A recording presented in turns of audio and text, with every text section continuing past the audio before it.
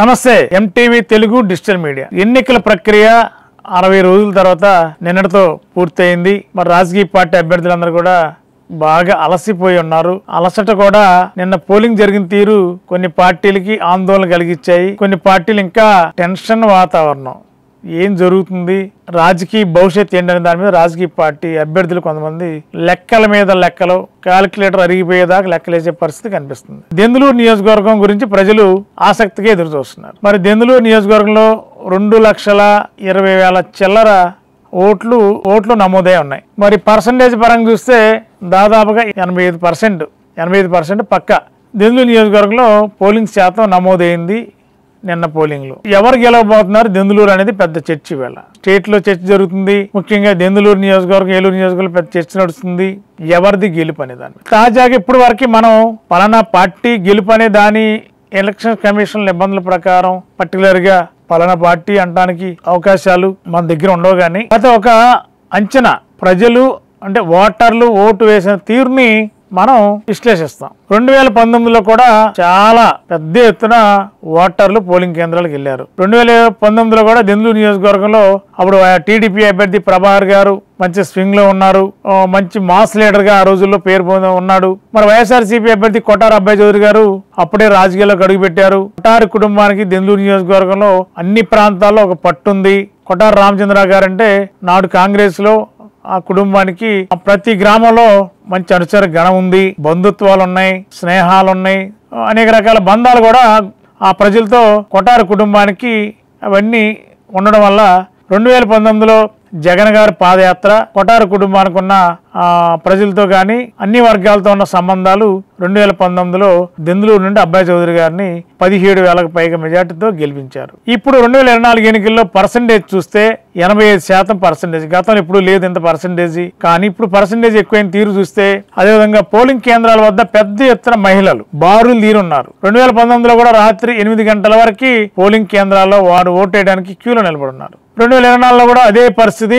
మళ్ళీ పర్టికులర్ గా గ్రామీణ ప్రాంతాల ఓటు బ్యాంకు సాలిడ్ గా, అంటే ఒక సెక్టర్ ఆఫ్ పీపుల్స్, ఎస్సీస్ గానీ, బీసీస్ గానీ, మైనార్టీస్ గానీ, ఈ వర్గాల ప్రజానీకం అంతా కూడా ఎక్కువ శాతం మరి వైఎస్ఆర్సీపీకి గత 5 సంవత్సరాలుగా బాగా దగ్గరగా ఎడిట్ అయి ఉన్నారు. ఈ ఓటు బ్యాంక్ అంతా కూడా. అదేవిధంగా సంక్షేమ పథకాలు కూడా ఈ వర్గాలకే వైఎస్ జగన్మోహన్ రెడ్డి గారు వాళ్ళకి అమలు చేసే విధంగా నవరత్నాలు అమలు చేశారు. చాలా మంది కుటుంబాలకి మరి ఈ నవరత్నాలు చాలా ఉపయోగకరంగానే ఉన్నాయని చెప్పాలి. మరి అదే నవరత్నాలు మళ్ళీ అనుభవించాలంటే, అవే పథకాలు కొనసాగాలంటే మళ్ళీ వైసీపీ రావాలని ప్రజలు కోరుకున్నారా?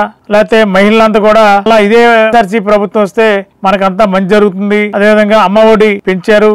గతంలో ఇచ్చిన అమౌంట్ 17,000కి పెంచారు. అంతేకాకుండా వైఎస్ఆర్ చేయూత, వైఎస్ఆర్ ఆసరా పెన్షన్ 3,000 నుండి 3,500 అన్నారు. అది కూడా 2028-29లో. మరి ఇవన్నీ కంటే సంక్షేమ పథకాలు ఒక్కో కుటుంబంలో నలుగురికి, ముగ్గురికి, కనీసం 2కి అందిన కుటుంబాలు ఎక్కువ మంది ఉన్నాయి. ఈ క్రమంలో మరి వాళ్ళంతా కూడా మళ్ళీ ఈ సంక్షేమ పథకాలు మిస్ చేసుకుంటే మరి ఇబ్బంది పడతామని చెప్పి గ్రహించారా? ఇవన్నీ రకరకాల లెక్కలు వేస్తే మరి మహిళా ఓటు బ్యాంకు ఎక్కువగా సహజంగా ఏ పక్కకి ఉంటే ఆ పార్టీ అధికారం వస్తుంది అనేది 2019 ప్రూవ్ చేసింది. అప్పుడు కూడా అలాగే రాష్ట్ర వ్యాప్తంగా ప్రతి పోలింగ్ కేంద్రం వద్ద బారులు తీరి రాత్రి సమయంలో కూడా ఓటేసి తమకు నచ్చిన పార్టీకి ఓటేశారు. మరి 2019లో కౌంటింగ్ ప్రక్రియలో మరి వైఎస్ఆర్సీపీకి 150 సీట్లు వచ్చాయి. మరి ఇప్పుడు కూడా 2024 ఎన్నికల్లో ఖచ్చితంగా మళ్ళీ మహిళలందరూ కూడా పెద్ద ఎత్తున బారులు తీరారు. ఉదయం 7 గంటలకే పోలింగ్ కేంద్రాలకు వెళ్లారు. మరి సాయంత్రం కూడా చల్లబడిన తర్వాత మళ్ళా వెళ్లారు. మళ్ళా 7-8 గంటల వరకు పోలింగ్ కేంద్రాల వద్ద ఓట్లు వేస్తూనే ఉన్నారు. దేనికి సంకేతం అంటే ఖచ్చితంగా మరి వైఎస్ఆర్సీపీకి రూరల్ ఓట్ బ్యాంక్ ఎక్కువ, సహజంగానే ఎక్కువ. ఇది అందరూ ఒప్పుకున్నా ఒప్పుకోపోయినా గ్రామీణ ప్రాంతాల్లో vote bank, majority vote bank వైఎస్ఆర్సీపీకి ఉందనేది అది అందరూ తెలిసిన సత్యం. అది మరి అలాంటి ఓట్ బ్యాంకు మళ్ళీ నిన్న కూడా అన్ని పోలింగ్ కేంద్రాల దగ్గర క్యూలో నిలబడి ఓటింగ్ అయిన తర్వాత మళ్ళా ఆనందోత్సవాలు, మరి వాళ్ళు ఒక విధమైన జోష్ నింపుకున్నారు. ఖచ్చితంగా దెందులూరులో వైఎస్ఆర్సీపీ భారీ మెజార్టీతో కొటారు అబ్బాయి చౌదరి గారు గెలవబోతున్నారని వైఎస్ఆర్సీపీ శ్రేణులు పెద్ద సంబరాలు చేసుకునే పరిస్థితి కనిపించింది. మరి అదే అంతే స్థాయిలో టీడీపీ వర్గాలు కూడా ఖచ్చితంగా దెందులూరులో టీడీపీ గెలవబోతుందని గెలుస్తుందని చెప్పి అనుచార గానం కూడా కొంత వాళ్ళు ఊరట కోసం కొంత హైప్ తీసుకొచ్చిన పరిస్థితులు అయితే కనిపిస్తున్నాయి. ప్రాక్టికల్ గా చూస్తే ప్రజానికం ముఖ్యంగా మహిళా ఓట్ బ్యాంకు సహజంగానే మన గత 5 సంవత్సరాలుగా వైఎస్ఆర్సీపీకి అనుగుణంగానే ఉందనేది వాస్తవం. మరి అదే మహిళలందరూ కూడా మళ్ళీ 2024 ఎన్నికల్లో ఏకదాటిగా ఒక పార్టీకే అండగా నిలబడ్డారనేది కూడా నిన్న కనిపిస్తుంది. ఆ వాతావరణం చూస్తే గానీ ఆ పోలింగ్ కేంద్రాల్లో వాళ్ళ యొక్క పరిస్థితులను చూస్తే అర్థమవుతుంది. కాబట్టి పర్సంటేజ్ కూడా చాలా హెవీగా అయింది. 85% అంటే చాలా ఎక్కువ పర్సంటేజ్. కొన్ని గ్రామాలు దెందులూరు మండలంలో చాలా మేజర్ పంచాయతీల్లో అదేవిధంగా మైనర్ పంచాయతీల్లో కూడా చాలా మంది పోలింగ్ కేంద్రాల వద్ద రాత్రి కూడా ఓట్లు వేశారు. లంక గ్రామంలో అయితే కొల్లేరు లంక గ్రామంలో 1 సైడ్ ఓటింగ్ జరిగిందనేది మనకందిన సమాచారం. పెదవేగి మండలం పెద్దపాడు మండలంలో కూడా పోలింగ్ ప్రక్రియ చాలా వేగంగానే భారీగా జరిగింది అంటున్నారు. మరి ఇవన్నీ ఎవరికి లాభిస్తారంటే ఈ మహిళలందరూ బారులు తీరు ఉన్నారంటే ఖచ్చితంగా ప్రస్తుతం ఉన్న ప్రభుత్వానికి వైఎస్ఆర్సీపీకి అనుకూలంగానే ఓట్ బ్యాంకు మహిళలు ఓట్లు ఆ పార్టీకే వేశారనేది మనకి స్పష్టంగా అర్థమవుతుంది. అంటే కరెక్ట్గా మహిళలు ఆ పార్టీకి ఓటేశారని చెప్పి మనం నిర్ధారించలేము, కానీ వారి యొక్క పరిస్థితుల ప్రభావాలు అక్కడ ఉన్న సిచ్యువేషన్స్ మనం గమనించడానికి అవకాశం ఉంది. అట్లాగే అవకాశం ఉంది కాబట్టి ఖచ్చితంగా వైఎస్ఆర్సీపీకి గెలుపు ఖచ్చితంగా ఉంటుందనేది ఒక అంచనా మాత్రం. ఇది రావచ్చు, రాకూడదు అనడానికి లేదు. ఖచ్చితంగా రావడానికి ఛాన్స్ అయితే ఉంది. ఖచ్చితంగా గెలవడానికి అవకాశాలు చాలా ఎక్కువగా ఉన్నాయి. మరి సంక్షేమ పథకాలు ఒక ఎత్తు అయితే, మరి కొడారి అబ్బాయి చౌదరి గారు అభివృద్ధి కార్యక్రమాలు దరిదాపుగా 100 కోట్ల రూపాయలు నియోజకవర్గాలను అభివృద్ధి చేశారు ఆయన. మరి ప్రతి గ్రామానికి మంచినీళ్ళు ఏంటి, రోడ్లు ఏంటి, సంక్షేమ పథకాలు ఏంటి, ప్రతిదీ అడిగితే అడగనే కూడా గవర్నమెంట్ లో సీఎం గారు నొప్పించుకుని మరి ఆ కాన్స్టిట్యూన్సీ లో కొడారి అబ్బాయి చౌదరి గారు చాలా అభివృద్ధిలో ఆ కాన్స్టిట్యూన్సీని ముందు తీసుకెళ్లారు. అది కూడా ప్రజలకి ఉపయోగకరమైన అంశాలే. రోడ్లు గాని, ఇంకా బలివే గాని, బ్రిడ్జి గాని ఇలాంటివి చూసి చాలా ఉన్నాయి. మరి అవన్నీ ప్రజలకు అవసరమా కాదా, అనుగుణంగా జరుగుతున్నప్పుడు ప్రజలు మరి ఎవరికి ఓట్లు వేయాలి అనేది కూడా చర్చ నడుస్తున్నప్పుడు మరి నిన్న జరిగిన పోలింగ్ కేంద్రాల్లో బారులు తీరిన తీరు దేనికి నిదర్శనం? ఇలాంటి మంచి కార్యక్రమాలు, అభివృద్ధి సంక్షేమాలకే ప్రజలు పట్టం కట్టారంటే ఖచ్చితంగా పట్టం ఆ పార్టీకే కట్టబోతున్నారనేది మనకు అందుతున్న సమాచారం. ఏంటి ఈ ప్రస్తుతం ఉన్న గ్రౌండ్ లెవెల్ ఉన్న ప్రజల అభిప్రాయం మేరకే నేను ఈ విషయాలు మీతో షేర్ చేసుకుంటున్నాను. కాబట్టి 2024 ఎన్నికల్లో ఖచ్చితంగా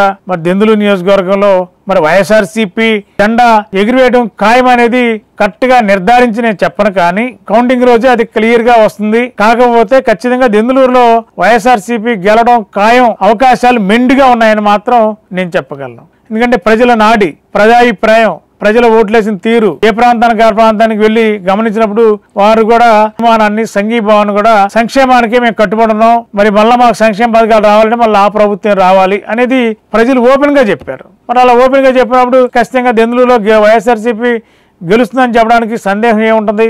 కానీ కౌంటింగ్ ప్రక్రియ రోజు మాత్రం క్లియర్ కట్ గా మరి ఎన్నికల కమిషన్ ప్రకటిస్తుంది. కౌంటింగ్ లెక్కలు తేలుతాయి కాబట్టి అది క్లియర్ గా చెప్పొచ్చు. కానీ ఇవన్నీ చెప్పేది వాస్తవ రూపంగా మేము ఊహాగానాలు నియోజకవర్గంలో పర్యటించినప్పుడు ప్రజల అభిప్రాయాలను మాత్రమే తీసుకుని మీతో మేము షేర్ చేసుకుంటున్నాం.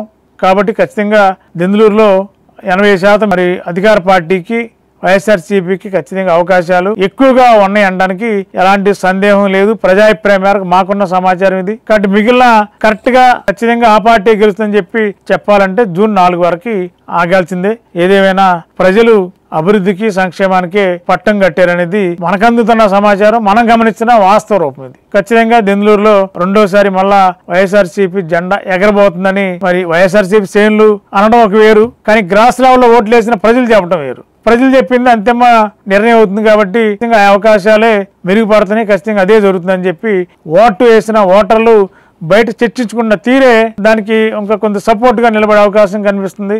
కాబట్టి ఇంకా 10 రోజులు ఆగితే వాస్తవ రూపం ప్రజలకు తెలియబోతుంది. ఈ లోపు ఏ పార్టీకి ఆ పార్టీ గెలుపు మాది అని చెప్పుకోవడం సహజం. అది అలా చెప్పుకోకపోతే కేడర్లో కొంత నిరుత్సాహం వస్తుంది, కేడర్ దూరం అయ్యే పరిస్థితి కనిపిస్తుంది. కాబట్టి ఒక సీనియర్ జర్నలిస్ట్ గా మేము అంచనా వేసి, మేము గ్రహించి, మేము బయటికి వెళ్ళి ప్రజల యొక్క పల్స్ స్వీకరించినప్పుడు ప్రజల నుండి వచ్చిన పోలింగ్ కేంద్రాల్లో ఓటేసిన తీరుని వాళ్ళని గమనించి వాళ్ళతో మాట్లాడినప్పుడు వారు చెప్పిన పదాలని నేను మీతో షేర్ చేసుకున్న తప్ప కావాలని చెప్పి వేరే పార్టీకి ఇబ్బంది కలిగించాలనే ఉద్దేశం ఏముంటది మాకు. ఉన్నది చెప్పడమే ఎంటీవీ ప్రధాన లక్ష్యం. కాబట్టి మరి దెందులూరులో ఖచ్చితంగా రెండోసారి మళ్ళీ వైఎస్ఆర్సీపీకే ప్రజలు పట్టం కట్టారని అదే జరుగుతుందని ఓట్లేసిన ప్రజానికం చర్చించుకుంటుంటే వారితో మాట్లాడు, వారి అభిప్రాయాలు మాతో షేర్ చేసుకుంటే దాన్ని బట్టే మేము జూజాయిగా ఒక ఎస్టిమేటెడ్గా చెప్పగలుగుతున్నాం. కరెక్ట్గా అంటే జూన్ 4 తారీఖు వస్తుంది. మేము ఎస్టిమేటెడ్గా వెళ్ళాలంటే ఒక అంచనా వేసుకుని మాకున్న ఫీడ్బ్యాక్, ప్రజల అభిప్రాయాలు, గతంలో ఉన్న పర్సంటేజ్, ఇప్పుడు పర్సంటేజ్, ప్రజల నాడిని గమనించి మేము ఈ విషయాలు చెప్తున్నాం. కాబట్టి జూన్ 4న ఏం జరుగుతుందో చూద్దాం. Thank you. గత 20 సంవత్సరాలుగా దంత సమస్యలతో పాటు దవడ మరియు ముఖ సంబంధ సమస్యలకు చక్కని చికిత్సలు అందిస్తున్న శ్రీ రామకృష్ణ దంత వైద్యశాల, నరసింహారావుపేట, ఏలూరు. ఎమర్జెన్సీస్ లో వాడే ఆక్సిజన్ కాన్సంట్రేటర్లతో పాటు air purifier, UV light steriliser, ULV fogger వంటి పరికరాల ద్వారా పరిశుభ్రమైన వాతావరణంలో చికిత్స అందించబడుచున్నది. ఆర్వీజీ ద్వారా అతి తక్కువ రేడియేషన్ ఉపయోగించి దంత వ్యాధి నిర్ధారణ మరియు రూట్ కెనాల్ వైద్యం చేయబడుచున్నది. డెంటల్ లేజర్ ద్వారా కుట్లు లేకుండా సర్జరీలు, ఇంప్లాంట్స్ కిట్స్ ద్వారా పళ్ళు లేని వారికి ఫిక్స్డ్ దంతాలు, రూట్ కెనాల్ చికిత్సలకు ఎండో మోటార్ వంటి ఆధునిక పరికరాలు కలిగిన నమ్మకమైన డెంటల్ క్లినిక్. అత్యంత ప్రామాణికమైన ఆటోక్లావింగ్ పద్ధతిలో శుభ్రపరిచిన ఇన్స్ట్రుమెంట్స్ వాడడం మా ప్రత్యేకత. దంత సమస్యలకు చికిత్సతో పాటు విరిగిన దవడ మరియు ముఖ ఎముకలకు చికిత్స, ఎత్తు మరియు వంకర దవడలకు కాస్మెటిక్ సర్జరీ, యాక్సిలోఫేషియల్ వంటి చికిత్సలకు చిరునామా శ్రీ రామకృష్ణ దంత వైద్యశాల, వేములపల్లి రెసిడెన్సీ అపార్ట్మెంట్, నరసింహారావుపేట, ఏలూరు.